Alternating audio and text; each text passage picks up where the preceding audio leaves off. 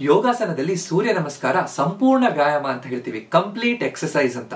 ನಮ್ಮ ದೇಹದ ಎಲ್ಲಾ ಅಂಗಾಂಗಗಳಲ್ಲಿ ಫ್ಲೆಕ್ಸಿಬಿಲಿಟಿ, ನಮ್ಯತೆಯನ್ನ ಹೆಚ್ಚು ಮಾಡಿ, ಮಾಂಸಖಂಡಗಳಲ್ಲಿ ಶಕ್ತಿಯನ್ನ ತುಂಬಿ, ನಮ್ಮ ದೇಹದಲ್ಲಿ ರಕ್ತ ಸಂಚಾರ ಬಹಳ ಚೆನ್ನಾಗಿಟ್ಕೊಂಡು ದೇಹ ಲವಲವಿಕೆಯಿಂದ ಯಾವಾಗ್ಲೂ ಚೈತನ್ಯಯುತವಾಗಿ ಜೀವನವನ್ನ ಸಾಗಿಸ್ಲಿಕ್ಕೆ ಇದು ಅತ್ಯುತ್ತಮ ವ್ಯಾಯಾಮ.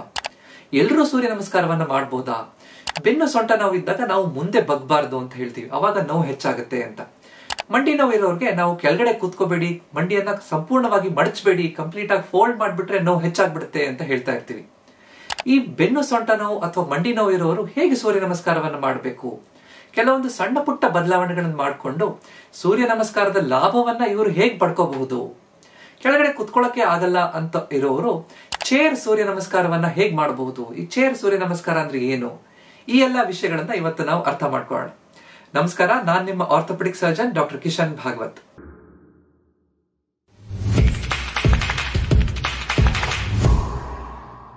ಈ ಸೂರ್ಯ ನಮಸ್ಕಾರದಲ್ಲಿ 12 ಸ್ಟೆಪ್ಸ್ ಅಥವಾ 12 ಆಸನಗಳಿದೆ. ಪ್ರತಿಯೊಂದು ಆಸನಕ್ಕೂ ಅದರದ್ದೇ ಆದ ವಿಶೇಷತೆ, ಅದರದ್ದೇ ಆದ ಲಾಭಗಳು ನಮಗಿದೆ. ನಾವು ಯಾವ್ದು ಅಂತ ನೋಡ್ತಾ ಹೋಗೋಣ. ಮೊದಲು ಪ್ರಣಾಮಾಸನ, ನಂತರ ಹಸ್ತ ಉತ್ಥಾನಾಸನ, ಅಂದ್ರೆ ನಮ್ಮ ಅಪ್ಪರ್ ಬಾಡಿ ಸ್ಟ್ರೆಚ್ ಆಗ್ಬಿಡುತ್ತೆ. ನಂತರ ಹಸ್ತ ಪಾದಾಸನ, ನಾವು ಮುಂದೆ ಬಗ್ದಾಗ ನಮ್ಮ ಬೆನ್ನು, ತೊಡೆ ಹಿಂಭಾಗದಲ್ಲಿರುವಂತಹ ಹ್ಯಾಮ್ ಸ್ಟ್ರಿಂಗ್ ಮತ್ತು ಮೀನ್ಕಂಡ, ಕಾಫ್ ಮಸಲ್ ಸ್ಟ್ರೆಚಿಂಗ್ ಆಗುತ್ತೆ. ಇದರಿಂದ ನಮ್ಮ ಬೆನ್ನು ಸೊಂಟ ನೋವು ಇರೋರು ಬಹಳ ಚೆನ್ನಾಗಿ ಆ ನೋವು ಕಡಿಮೆ ಆಗ್ಲಿಕ್ಕೆ, ಮಾಂಸಖಂಡ ಸ್ಟ್ರೆಚ್ ಆಗ್ಲಿಕ್ಕೆ ಸಾಧ್ಯ ಆಗುತ್ತೆ. ನಂತರ ಅಶ್ವ ಸಂಚಾಲಾಸನ, ಒಂದು ಕಾಲು ಹಿಂದೆ ಹೋಗಿ ಒಂದು ಕಾಲನ್ನ ಮಡಚಿ ಇಡುವಂತಹದ್ದು.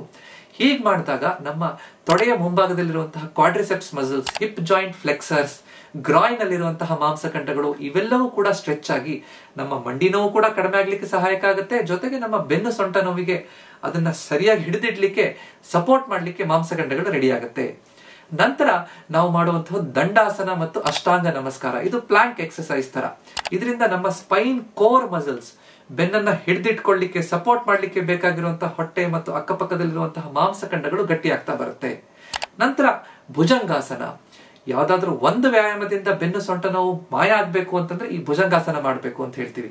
ಇದನ್ನು ಮಾಡೋದ್ರಿಂದ ಡಿಸ್ಕ್ ಸಮಸ್ಯೆ ಇರೋರು ಡಿಸ್ಕ್ ವಾಪಸ್ ತನ್ನ ಜಾಗಕ್ಕೆ ಹೋಗಿ ನರದ ಮೇಲೆ ಒತ್ತಡ ಕಡಿಮೆ ಮಾಡ್ಲಿಕ್ಕೆ ಸಹಾಯಕ ಆಗುತ್ತೆ. ತುಂಬಾ ಹೊತ್ತು ಕುತ್ಕೊಂಡೇ ಇರುವಂತಹ ಕೆಲಸ ಮಾಡುವಂತವರು ನನ್ಗೆ ಬೆನ್ನು ಸೊಂಟ ನೋವು ಬರಬಾರದು ಅಂತಂದ್ರೆ ಈ ಭುಜಂಗಾಸನ ಮಾಡಿ ಅಂತ ಹೇಳ್ತೀವಿ. ನಂತರ ಭುಜಂಗಾಸನ ಆದ್ಮೇಲೆ ಅಧೋಮುಖ ಶ್ವಾನಾಸನ, ಅವಾಗ ನಮ್ಮ ಇಡೀ ದೇಹಕ್ಕೆ ಸ್ಟ್ರೆಚ್ ಆಗುತ್ತೆ, ನಮ್ಮ ಮೆದುಳಿಗೆ ರಕ್ತ ಸಂಚಾರ ಚೆನ್ನಾಗಾಗ್ಲಿಕ್ಕೆ ಸಾಧ್ಯ ಆಗುತ್ತೆ. ನಂತರ ಮತ್ತೆ ಈ ಅಶ್ವ ಸಂಚಾಲಾಸನ ಮತ್ತೆ ಪಾದಹಸ್ತಾಸನ ಮಾಡಿ ವಾಪಸ್ ನಿಂತ್ಕೊಳ್ಳುವಂತಹದ್ದು. ಆದ್ರಿಂದ ಈ ಪ್ರತಿಯೊಂದು ಈ ಆಸನದಲ್ಲೂ ಸೂರ್ಯ ನಮಸ್ಕಾರದಲ್ಲಿ ಅದರದ್ದೇ ಆದ ವಿಶೇಷತೆ ಇದೆ. ಇದನ್ನ ನಾವು ಸರಿಯಾಗಿ ಅರ್ಥ ಮಾಡಿಕೊಂಡು ವ್ಯಾಯಾಮವನ್ನು ಮಾಡಬೇಕು. ಬೆನ್ನು ಅಥವಾ ಸೊಂಟ ನೋವು, ಅದರಲ್ಲೂ ಡಿಸ್ಕ್ ಸಮಸ್ಯೆ ಇರೋರು ಈ ಹಸ್ತ ಉತ್ಥಾನಾಸನ ಮತ್ತು ಪಾದ ಹಸ್ತಾಸನ ಮಾಡಬೇಕಾದ್ರೆ ಮುಂದೆ ಬಗ್ಗದಾಗ ನೋವು ಹೆಚ್ಚಾಗುವಂತ ಪರಿಸ್ಥಿತಿ ಬಂದ್ಬಿಡ್ಬೋದು. ಮುಂದೆ ಬಗ್ದಾಗ ಡಿಸ್ಕ್ ನರದ ಮೇಲೆ ಒತ್ತಡ ಕೊಟ್ಟು ಬೆನ್ನು ನೋವು ಜಾಸ್ತಿ ಆಯ್ತು, ಸೊಂಟ ನೋವು ಜಾಸ್ತಿ ಆಯ್ತು, ಕಾಲ್ ಸೆಳೆತ ಜಾಸ್ತಿ ಆಯ್ತು ಅಂತ ಆಗ್ಬಿಡ್ಬೋದು. ಆದ್ರಿಂದ ಬಹಳ ಹುಷಾರಾಗಿ ಈ ವ್ಯಾಯಾಮವನ್ನ ಮಾಡಬೇಕು. ಅದರಲ್ಲೂ ಈ ಬೆನ್ನು ಸೊಂಟ ನೋವು ಇದ್ದಾಗ, ಡಿಸ್ಕ್ ಸಮಸ್ಯೆ ಇದ್ದಾಗ ತೊಡೆ ಹಿಂಭಾಗದ ಮಾಂಸಖಂಡಗಳು, ಹ್ಯಾಮ್ ಸ್ಟ್ರಿಂಗ್ ಮಸಲ್ಸ್ ತುಂಬಾ ಟೈಟ್ ಆಗಿರುತ್ತೆ. ಅವಾಗ ಈ ಮುಂದೆ ಬಗ್ಲಿಕ್ಕೆ ಬಹಳ ಸುಲಭವಾಗಿ ಆಗ್ತಾ ಇರಲ್ಲ. ಅಂತವ್ರು ನಾನು ಮಾಡ್ಲೇಬೇಕು ಅಂತ ಮುಂದೆ ಬಗ್ದಾಗ ಆ ಹ್ಯಾಮ್ ಸ್ಟ್ರಿಂಗ್ ಅಲ್ಲಿ ಅಥವಾ ಮೀನ್ಕಂಡದಲ್ಲಿ ಇರುವಂತಹ ಮಾಂಸಖಂಡಗಳು ಉಳುಕು ಸಂಭವಿಸ್ಬಿಡ್ಬೋದು, ತೊಂದರೆ ಹೆಚ್ಚಾಗ್ಬಿಡ್ಬೋದು. ಆದ್ರಿಂದ ನಾವು ಹುಷಾರಾಗಿರ್ಬೇಕು. ನಂತರ ಮಂಡಿ ನೋವು ಇರೋರು ಮಂಡಿಯಲ್ಲಿ ಸವಕಳಿಯಿಂದ ಬಂದಿರಬಹುದು, ಆರ್ಥರೈಟಿಸ್ ಯಾವುದೇ ಕಾರಣದಿಂದ ಆಗಿರ್ಬೋದು, ಅದ್ರ ಜೊತೆಗೆ ಒಳಗಡೆ ಇರುವಂತಹ ಮೆನಿಸ್ಕಸ್ ಅಥವಾ ಬೇರೆ ಲಿಗಮೆಂಟ್ಗಳು ಹರಿದಿರುವಂತಹ ಸಮಸ್ಯೆ ಇದ್ದಾಗ ನಾವು ಅಶ್ವ ಸಂಚಾಲಾಸನ ಮಾಡಿದಾಗ, ಅಂದ್ರೆ ಮಂಡಿಯನ್ನ ಫುಲ್ ಬೆಂಡ್ ಮಾಡಿಬಿಟ್ಟಾಗ ಆ ನೋವು ಹೆಚ್ಚಾಗುವಂತ ಸಾಧ್ಯತೆ ಇರುತ್ತೆ, ಅಲ್ಲಿ ಉಳುಕು ಸಂಭವಿಸುವಂತ ಸಾಧ್ಯತೆ ಇರುತ್ತೆ. ಆದ್ರಿಂದ ಈ ರೀತಿ ಮಂಡಿ ಸಮಸ್ಯೆ ಇದ್ದಾಗ ಅಶ್ವ ಸಂಚಾಲಾಸನವನ್ನ ಈ ರೀತಿ ಮಾಡಬಾರ್ದು. ಸೊ ಈ ಬೆನ್ನು ಸೊಂಟ ನೋವು ಅಥವಾ ಮಂಡಿ ನೋವು ಇರುವವರು ಸುರಕ್ಷಿತವಾಗಿ ಕೆಲವೊಂದು ಬದಲಾವಣೆಗಳನ್ನು ಮಾಡಿಕೊಂಡು ಹೇಗೆ ಸೂರ್ಯ ನಮಸ್ಕಾರದ ಲಾಭವನ್ನ ಪಡ್ಕೋಬಹುದು ಅಂತ ನೋಡ್ತಾ ಹೋಗೋಣ. ಬೆನ್ನು ಅಥವಾ ಸೊಂಟ ನೋವು ಇರುವವರು ಸುರಕ್ಷಿತವಾಗಿ ಸೂರ್ಯ ನಮಸ್ಕಾರ ಮಾಡ್ಬೇಕಾದ್ರೆ ಏನೇನು ಬದಲಾವಣೆ, ಮಾಡಿಫಿಕೇಶನ್ಸ್ ಗಳನ್ನ ಮಾಡಬೇಕು? ಮೊದಲನೇದು ಯೋಗ ಬ್ಲಾಕ್ಸ್ ಅಥವಾ ಯೋಗ ಸ್ಟ್ರಾಪ್ಸ್ ಅನ್ನ ಬಳಸುವಂತದ್ದು. ಪಾದ ಹಸ್ತಾಸನ ಅಂತ ಮುಂದೆ ಬಗ್ಬೇಕಾದ್ರೆ ನಾವು ಸಂಪೂರ್ಣವಾಗಿ ನನ್ನ ಕೈ ನೆಲಕ್ಕೆ ತಾಗದೇ ಇರಬಹುದು. ಅವಾಗ ಯೋಗ ಬ್ಲಾಕ್ಸ್ ಅನ್ನು ಇಟ್ಕೊಂಡು ಅದರ ಮೇಲೆ ಕೈ ಸಪೋರ್ಟ್ ತಗೊಂಡಾಗ ನನ್ನ ಬೆನ್ನು ಸ್ಟ್ರೆಚ್ ಆಗುತ್ತೆ. ಅಂದ್ರೆ ಆ ಯೋಗಾಸನದಿಂದ ನನಗೆ ಎಷ್ಟು ಲಾಭ ಪಡಿಬೇಕೋ ಆ ಲಾಭ ಸಿಗುತ್ತೆ, ಕೈಗೂ ಸಪೋರ್ಟ್ ಸಿಕ್ಕಿದಾಗ ಆಗುತ್ತೆ. ಅದನ್ನೇ ನಾನು ಯೋಗ ಸ್ಟ್ರಾಪ್ ಅಂದ್ರೆ ಒಂದು ಸಣ್ಣ ಬಟ್ಟೆಯ ಬೆಲ್ಟ್ ತರ ಇರುತ್ತೆ, ಅದನ್ನ ನಾನು ಕಾಲಿಗೆ ಕಟ್ಕೊಂಡು ನಿಧಾನವಾಗಿ ಎಳೆದಾಗ ನನಗೆ ಕೈಗೆ ಸಪೋರ್ಟ್ ಇರುತ್ತೆ, ನನ್ನ ದೇಹ ಸ್ಟೇಬಲ್ ಆಗಿರುತ್ತೆ, ಬೆನ್ನಿನ ಮೇಲೆ ಅಷ್ಟು ಒತ್ತಡ ಇಲ್ದೇನು ಬೆನ್ನನ್ನ ನಾನು ನಿಧಾನವಾಗಿ ಸ್ಟ್ರೆಚ್ ಮಾಡ್ಲಿಕ್ಕೆ ಸಹಾಯಕ ಆಗುತ್ತೆ. ಈ ರೀತಿ ಮಾಡೋದ್ರಿಂದ ನಾನೇನು ತೊಂದರೆ ಜಾಸ್ತಿ ಮಾಡ್ಕೊಳ್ಳದೆ ಆ ಯೋಗಾಸನದ ಲಾಭವನ್ನ ಪಡ್ಕೊಳ್ಳಿಕ್ಕೆ ಸಾಧ್ಯ ಆಗುತ್ತೆ. ಎರಡನೇದು, ಮಾಡುವಂತಹ ಟೆಕ್ನಿಕ್ಗಳಲ್ಲಿ ಸ್ವಲ್ಪ ಬದಲಾವಣೆಗಳನ್ನು ಮಾಡಬೇಕು. ಮುಂದೆ ಬಗ್ಬೇಕಾದ್ರೆ ನಮ್ಮ ಬೆನ್ನನ್ನ ಇಡೀ ಬೋನ್ ಮಾಡ್ಕೊಂಡು ರೌಂಡ್ ಮಾಡ್ಕೊಂಡು ಬಗ್ಬಾರ್ದು.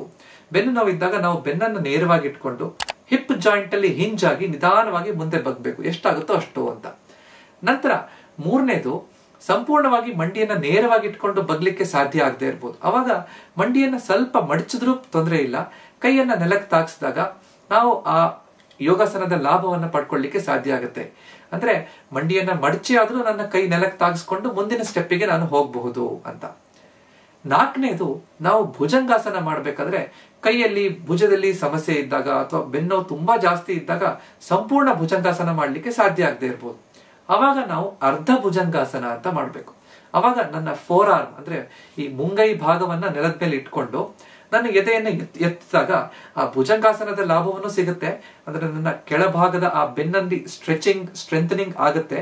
ಆದ್ರೆ ಇಡೀ ಭುಜದ ಮೇಲೆ ಒತ್ತಡ ಬಿದ್ದು ನನ್ನ ಕೈಯಲ್ಲಿ ರಿಸ್ಟ್ ಜಾಯಿಂಟ್ ಅಲ್ಲಿ ಸಮಸ್ಯೆ ಆಗೋದು, ಬೆನ್ನು ನೋವು ತುಂಬಾ ಜಾಸ್ತಿ ಇದ್ದಾಗ ಹೆಚ್ಚಾಗುವಂತಹ ಸಾಧ್ಯತೆ ಕೂಡ ಕಡಿಮೆ ಆಗುತ್ತೆ. ನಂತರ ಈ ವ್ಯಾಯಾಮ ಅಥವಾ ಪ್ರತಿಯೊಂದು ಆಸನದಿಂದ ಒಂದರಿಂದ ಇನ್ನೊಂದು ಆಸನಕ್ಕೆ ಹೋಗ್ಬೇಕಾದ್ರೆ ನಾವು ಯಾವುದೇ ಜರ್ಕ್ ಅನ್ನು ಕೊಡಬಾರ್ದು, ನಿಧಾನವಾಗಿ ಮಾಡಬೇಕು. ಹೇಗೆ ವ್ಯಾಯಾಮ ಮಾಡಬೇಕು, ಒಂದೊಂದು ಆಸನದಲ್ಲೂ ಯಾವ ರೀತಿ ನನ್ನ ಉಸಿರಾಟದ ಕ್ರಿಯೆ ಇದೆ ಅಂತ ತಿಳ್ಕೊಂಡು ಮಾಡಿದಾಗ ಯಾವುದೇ ರೀತಿಯಾದಂತಹ ಸಮಸ್ಯೆ ಹೆಚ್ಚಾಗದೆ ನಾನು ಸುರಕ್ಷಿತವಾಗಿ ಮಾಡಲಿಕ್ಕೆ ಸಾಧ್ಯ ಆಗುತ್ತೆ. ಈ ಮೊಣಕಾಲು ಮಂಡಿ ನೋವು ಇರುವವರು ಸುರಕ್ಷಿತವಾಗಿ ಸೂರ್ಯ ನಮಸ್ಕಾರ ಮಾಡಬೇಕು ಅಂದ್ರೆ ಏನೇನು ಬದಲಾವಣೆಗಳನ್ನು ಮಾಡ್ಕೋಬೇಕು? ಮುಖ್ಯವಾಗಿ 3 ಬದಲಾವಣೆಗಳು. ಮೊದಲನೇದು, ನಾವು ನಿಂತ್ಕೊಳ್ಳುವಂತಹ ಸ್ಟ್ಯಾನ್ಸ್ ಅದು 2 ಪಾದಗಳನ್ನ ಹತ್ರ ಇಟ್ಕೊಳ್ಳೋದ್ರ ಬದಲು ಸ್ವಲ್ಪ ದೂರ ಇಟ್ಕೊಂಡು ನಿಂತ್ಕೊಂಡ್ರೆ, ವೈಡರ್ ಸ್ಟ್ಯಾನ್ಸ್ ಅನ್ನ ನಾವು ತಗೊಂಡ್ರೆ ಅವಾಗ ಅಶ್ವ ಸಂಚಾಲಸನ ಮಾಡಿದಾಗ ನಮ್ಮ ಮಂಡಿ ಮೇಲೆ ಅಷ್ಟೊಂದು ಒತ್ತಡ ಬೀಳೋದಿಲ್ಲ.